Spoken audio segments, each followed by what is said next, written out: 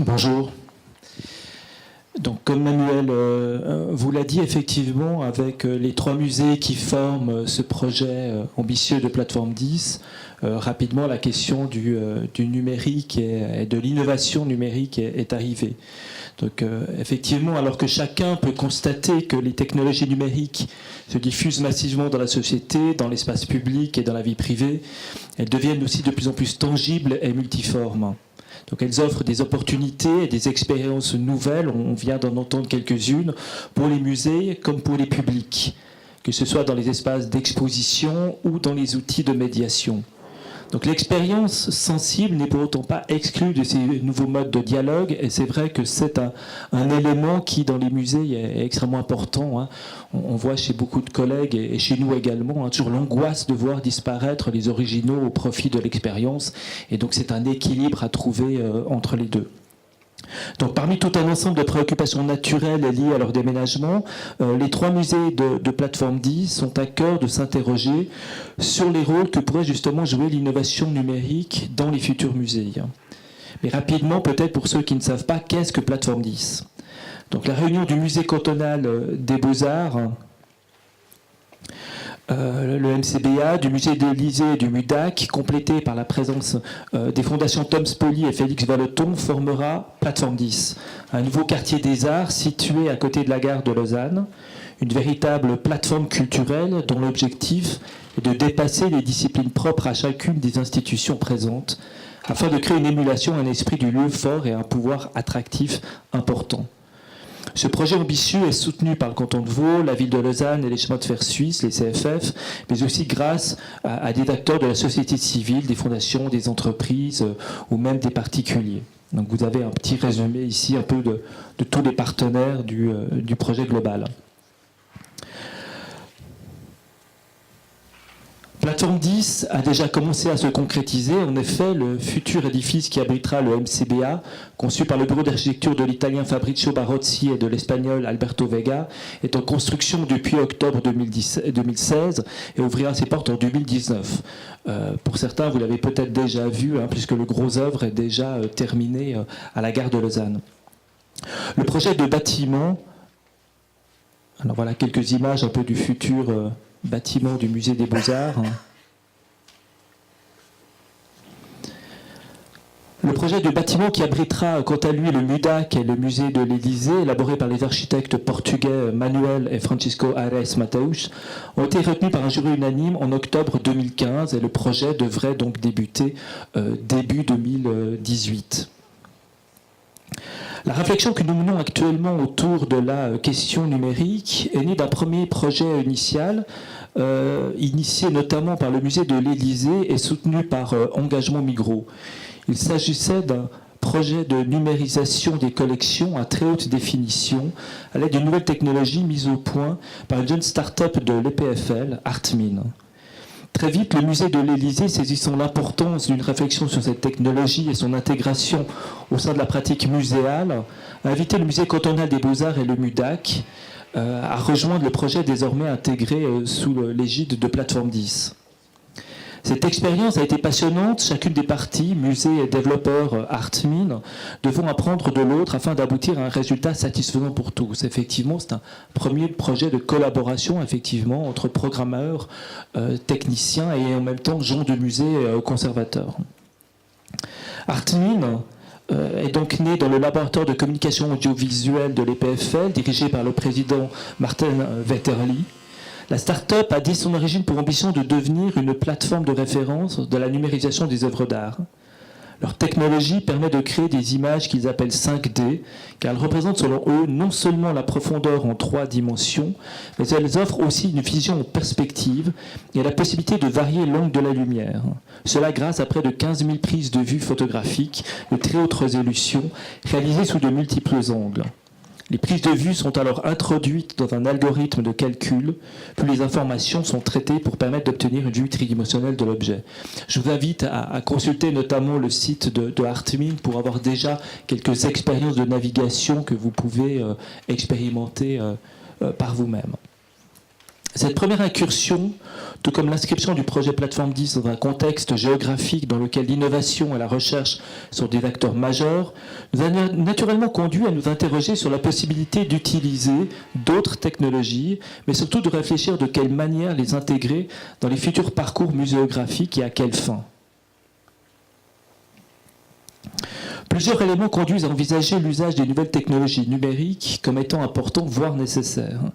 Ces derniers peuvent être regroupés sous 3 ensembles distincts, déterminés par les missions mêmes des musées telles que définies par l'ICOM, c'est-à-dire la conservation, l'exposition et la transmission. Une alliance entre monde muséal et développeurs d'outils numériques apparaît dès lors évidente. Celle-ci devrait accroître les possibilités de transmission des connaissances au public et participer au développement même de la recherche.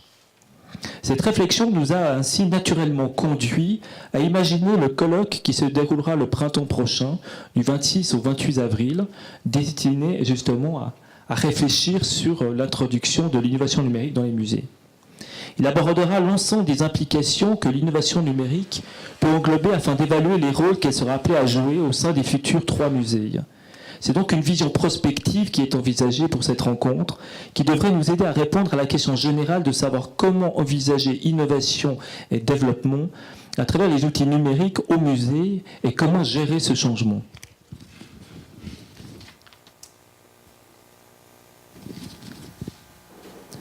Au niveau du premier champ de réflexion des collections, de la conservation et des collections, les collections sont le noyau de chaque musée. À travers elles, les projets se définissent et se construisent.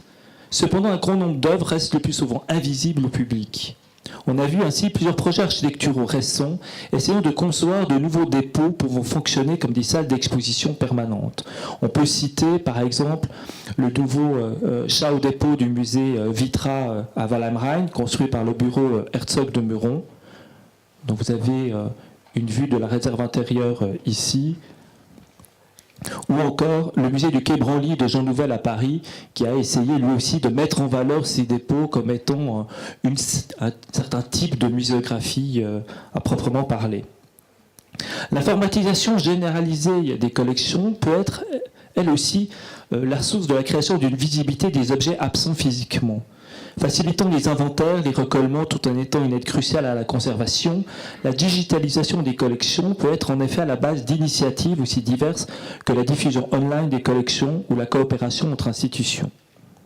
Dès lors, avec mes collègues des musées des Beaux-Arts et du musée de l'Élysée, nous avons soumis dans le call for paper du colloque de l'année prochaine un ensemble de pistes comme autant de questions qui nous préoccupent et qui pourraient trouver des réponses auprès de projets d'innovation numérique. Par exemple, comment allier numérisation et valorisation des patrimoines culturels en fonction de typologies très différentes des collections, puisque effectivement, sous le regroupement de Plateforme 10, nous allons avoir les beaux-arts, la photographie, le design et les arts appliqués réunis sous un seul quartier. De quelle manière, également, valoriser les contenus des bases de données auprès des différents publics et l'intégrer à une stratégie de contenu. Effectivement, ouvrir des collections online n'est pas suffisant.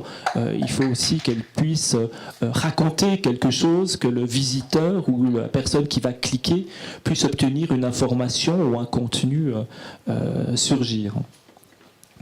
Comment construire des ponts entre la numérisation des collections, les réseaux sociaux et la possibilité de création collaborative de contenu. Plusieurs musées ont essayé justement d'ouvrir leur collection en proposant aux visiteurs de lui-même proposer peut-être des contenus ou des projets, qu'ils soient réalisables ou pas, ou peut-être n'existant que sur les réseaux. La numérisation des collections comme outil d'exposition des invisibles, soit permettre d'évoquer des objets dont l'exposition n'est pas possible ou peu pertinente dans l'accrochage en cours. Effectivement, de nombreux objets restent la plupart du temps en dépôt. Comment leur donner une existence, une visibilité pour le public ? Voilà déjà un ensemble de questions liées à la conservation des expositions. des objets. L'exposition est là aussi un objet très important des musées. C'est par lui qu'effectivement la connaissance est restituée au public et effectivement l'objet exposition devient un partenaire extrêmement important aujourd'hui, on le voit dans les musées par rapport à la recherche et à l'innovation numérique. L'exposition, c'est l'interface privilégiée entre le musée et les publics. À travers elle, il transmet le patrimoine matériel et immatériel de l'humanité dans des propositions scénographiques qui de plus en plus font appel aux nouvelles technologies. Celle-ci peut proposer des expériences multiples, allant de la simple tablette à la réalité augmentée. Et la seule présence des objets ou documents exposés qui ne sont pas suffisants offre l'opportunité à des créateurs d'imaginer des dispositifs originaux proches du statut de l'œuvre. Une question importante pour le musée est notamment d'évaluer la possibilité que le numérique officie en tant qu'avatar d'œuvre. Est-ce une finalité souhaitée, acceptable ? Quelle place dès lors offrir au numérique au sein des expositions et comment intégrer les nouveaux modes d'interaction ? Autre question, l'exposition peut-elle se développer spécifiquement sur le web ? Sous quelle forme et pour quel type de contenu ? Ça, c'est un projet récent d'une exposition Rembrandt qui n'existe qu'effectivement sous forme numérique. Comment utiliser les outils numériques afin de créer un lien entre collection permanente et exposition temporaire ? Comment créer du lien entre l'exposition et le quotidien des visiteurs ? Et les nouvelles pratiques des visiteurs influencent-elles la conception d'une exposition ? Comment effectivement prendre connaissance des attentes des visiteurs pour adapter peut-être la typologie de l'exposition, mais également la typologie des interventions digitales et de la recherche qui pourraient être effectuées ? On en arrive évidemment à la grande question de la transmission et de la communication. L'audio-guide, baladeur muni le plus souvent d'un casque et délivrant le commentaire comme le ferait un guide de musée, a été tout récemment remplacé par les applications à télécharger et les tablettes numériques. Les sites internet sont également un outil désormais privilégié par la médiation. Bien au-delà des informations factuelles, des horaires et des tarifs, un site peut aussi proposer toute une série d'activités en lien avec les collections et les expositions, en mettant en place des activités propres à ces technologies. La médiation est alors un ensemble d'interactions, une relation privilégiée avec le visiteur, conduisant à un processus d'appropriation pouvant certaines fois aller jusqu'à une muséologie participative. Ne se substituant pas à l'expérience directe, la médiation et l'usage des technologies numériques qui y sont associées permettent alors de transformer cette rencontre en une véritable expérience virtuelle. Émergent dès lors de nouvelles questions liées à ce grand groupe. Quel type de projet émergent et novateur imaginer pour le public ? Comment associer les nouvelles technologies à la recherche de nouveaux publics ? Tisser une complicité entre musée et public en créant une possibilité d'action participative. Comment engager le visiteur dans une dynamique active ? J'aime beaucoup cette image parce qu'on voit qu'effectivement, on peut créer une grande activité auprès du visiteur. Comment la médiation numérique peut-elle s'inscrire dans la transformation de la politique et devenir alors un atout politique ? Et là, c'est clair qu'avec un projet comme Plateforme 10 qui associe 3 musées dans un nouveau quartier avec une dimension effectivement sociopolitique importante, on est dans une question de ce type-là. Valorisation de l'expérience virtuelle signifiante sans exclure l'expérience physique, c'est-à-dire ne pas exclure la rencontre avec l'œuvre originale, mais lui proposer une expérience supplémentaire. Comment établir l'évaluation des projets numériques par les publics ? Quelle place pour le prototypage au sein de la médiation numérique ? Voilà tout un ensemble de questions qui va nous intéresser et pour lesquelles on espère avoir, pas forcément des réponses, mais en tout cas des pistes de réflexion le printemps prochain pour commencer à réfléchir au sein de Plateforme 10 comment intégrer effectivement ces innovations dans ces futurs musées.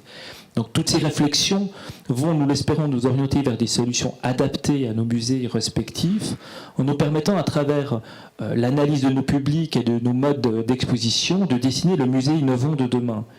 Nous avons à cœur d'espérer le musée comme un lieu d'expérimentation et d'observation des innovations numériques, mais nous sommes également conscients, et là peut-être que je vous rejoins, qu'il est important pour nous, comme pour l'ensemble de nos collègues, de valoriser positivement le droit à l'échec dans la recherche numérique au sein du musée.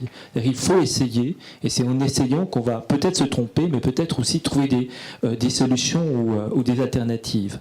Et de cette manière, c'est de cette manière qu'il nous sera permis donc de penser l'utilisation des outils numériques dans le positionnement stratégique des musées, Plateforme 10 en l'occurrence, mais également tous nos collègues en Suisse et à l'étranger. L'idée étant de faire de ce colloque une réflexion pour nos musées, mais également l'offrir effectivement à toute la communauté muséographique et muséologique qui nous environne.